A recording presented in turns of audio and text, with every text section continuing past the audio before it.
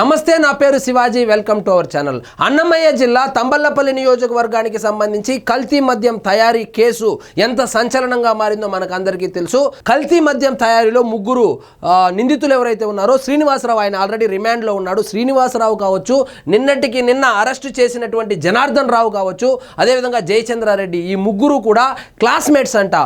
ఒకటే బెంచు, ఒకటే కాలేజు, ఒకటే స్కూలు, ఒకటే అంతా ఒకటిగానే చదువుకొని సో డబ్బులు ఏ విధంగానైనా సంపాదించాలి, ఎక్కువగా సంపాదించాలని వ్యాపారాల్లోకి వెళ్ళి వ్యాపారాల్లో కూడా ముగ్గురు భాగస్వాములుగా ఉండి ఆ వ్యాపారాల్లో కూడా పెద్దగా లాభాలు రావడం లేదని చెప్పి ఈ నకిలీ మద్యం తయారీలో అయితే కనుక ముగ్గురు కూడా ఒకటేసారి ఈ వ్యాపారాన్ని మొదలుపెట్టినట్టు తెలుస్తోంది.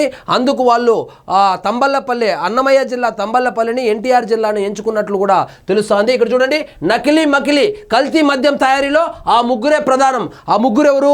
ఆల్రెడీ శ్రీనివాసరావు రిమాండ్లో ఉన్నాడు. ఇంకొక అతను ప్రధాన సూత్రధారి అయినటువంటి జనార్దన్ రావుని నిన్న అరెస్టు చేశారు. జయచంద్రారెడ్డి పరారీలో ఉన్నాడు, అంటే విదేశాల్లో ఉన్నాడు. ఆయన్ని కూడా అరెస్టు చేసేటువంటి అవకాశాలు కనపడుతోంది. చూడండి, క్లాసులో ఒకటే బెంచ్, ఒకటే వైఖరి ముగ్గురిది కాబట్టి స్నేహితులుగా మార్చింది. కళాశాల చదువులు పూర్తయినా కలిసి వ్యాపారులుగా ఎదిగారు. మద్యం వ్యాపారంలోనూ కలిసి అడుగులు వేశారు. ఇంకా ఏదో సాధించాలన్న తపన వారిని నకిలీ మద్యం తయారు చేసే స్థాయికి తీసుకెళ్ళింది. ఒక అతను ఇప్పుడు ఆల్రెడీ రిమాండ్లో ఉన్నాడు. ఇతను జనార్దన్ రావు, A1గా ఉన్నటువంటి జనార్దన్ రావును నిన్న అరెస్టు చేశారు. నకిలీ ఐడియా జనార్దన్ రావుదే. అద్దేపల్లి జనార్దన్ రావు 2 కేసుల్లో ప్రధాన నిందితుడిగా ఉన్నాడు. ములకల చెరువులో వెలుగులోకి వచ్చిన నకిలీ మద్యం తయారీ ప్లాంట్కు సంబంధించిన కేసులో ప్రధాన నిందితుడు. ఇటీవల టీడీపీ నుంచి సస్పెండ్ అయిన జయచంద్రారెడ్డి పరారీలో ఉన్నాడు.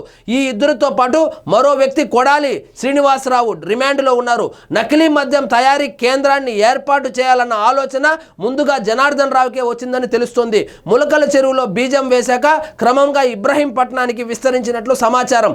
ఓ రహస్య ప్రదేశంలో ఎక్సైజ్ అధికారులు జనార్దన్ రావును విచారణ చేస్తున్నారు.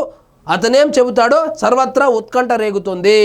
నెల్లూరులో కలిసినటువంటి స్నేహబంధము. ఎక్కడ కలిసినారు వీళ్ళంటే ఇంజనీరింగ్ చదువులో కలిసిన స్నేహబంధం. ఆ తర్వాత వ్యాపారులుగా, ఇప్పుడు నిందితులుగా. నకిలీ మద్యం తయారు చేసి కోట్లు గడించాలని ఆశ. ఒకరు పరారీ, మరొకరు రిమాండు. ఇతని ఫ్రెండ్ జయచంద్రారెడ్డి ఎవరైతే ఉన్నారో ఆయన్ని తెలివిగా వీళ్ళు వైఎస్ఆర్సీపీ పార్టీ నుంచి తెలుగుదేశం పార్టీలో జాయిన్ చేపించి సో అక్కడ టికెట్, సామాజిక సమీకరణాల కోణంలో ఆయనకి టికెట్ రావడంతో అక్కడ చేతులు ఎత్తేసి డబ్బులు తీసుకొని వైఎస్ఆర్సీపీ పార్టీకి సంబంధించినటువంటి అభ్యర్థి దగ్గర నుంచి డబ్బులు కూడా తీసుకున్నట్లు తెలుగుదేశం కార్యకర్తలు అయితే ఆరోపణలు చేస్తూ ఉన్నారు. మరి అతన్ని అరెస్ట్ చేస్తే కానీ తెలియదు ఏం జరిగిందనేది. ఒకరు పరారీ, మరొకరు రిమాండ్లో. ఎట్టకేలకు పోలీసులకు చిక్కిన జనార్దన్ రావు. రహస్య ప్రదేశంలో విచారణ చేస్తున్న పోలీసులు. నెల్లూరులో కలిసిన స్నేహబంధం. జనార్దన్ రావు ఎన్టీఆర్ జిల్లా ఇబ్రహీంపట్నానికి చెందినవాడు. జయచంద్రారెడ్డి కొడాలి శ్రీనివాసరావుది అన్నమయ్య జిల్లా. ఈ ముగ్గురు నెల్లూరు జిల్లాలో ఇంజనీరింగ్ చదివారు. ఒకే కళాశాల, ఒకే బెంచ్ కావడంతో స్నేహితులయ్యారు. ఇంజనీరింగ్ లో ఉన్నప్పుడు ఏర్పడిన బంధం పెరుగుతూనే వచ్చింది. కలిసి వ్యాపారాలు, మద్యం వ్యాపారాలు చేయడం మొదలుపెట్టారు. రాజకీయంగా మాత్రం వేర్వేరు మార్గాలు ఎంచుకున్నారు. రాజకీయంగా వేర్వేరు మార్గాలు అంటే మొన్న అరెస్ట్ చేసినటువంటి ఆ కొడాలి శ్రీనివాసరావు ఎవరైతే ఉన్నారో ఆయన వైఎస్ఆర్సీపీ, ఆ జనార్దన్ రెడ్డి ఎవరైతే ఉన్నారో ఆ జనార్దన్ రెడ్డి వైఎస్ఆర్సీపీ పార్టీ అయినప్పటికీ వైఎస్ఆర్సీపీ కోవర్టుగా టీడీపీలో టికెట్ తెచ్చుకున్నాడు. మొన్న సస్పెండ్ కూడా అయ్యాడు.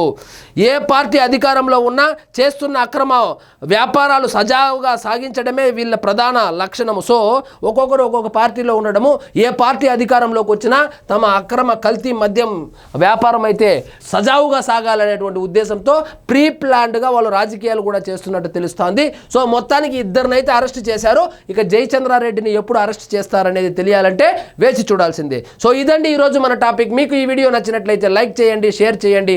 ఛానల్ మాత్రం సబ్స్క్రైబ్ చేసుకోవడం మర్చిపోవద్దు.